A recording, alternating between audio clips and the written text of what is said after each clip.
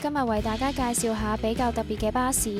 呢個就係九廣鐵路 KCR 嘅鐵路巴士，係香港建造嘅第一架鐵路巴士，由紅磡九鐵車廠建造。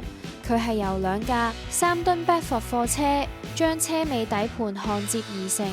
車身設計可載45名3等座乘客同埋貨物等。車身中央設有寬大嘅中央車門同埋走廊，方便乘客進出同埋貨物搬運。該巴士由6缸汽油引擎驅動，最高時速可達每小時37英里，並使用充氣輪胎，同時珠江圓盤將車輛固定喺軌道上，情況有啲似而家 MTR Benz Unimog 維修車輛嘅上路軌行駛嘅方法。呢項服務於1937年5月1日喺大埔墟同埋粉嶺之間行駛，設有2個中途站，每日服務7次。該服務喺戰爭期間暫停，之後恢復營運，直到1961年退役。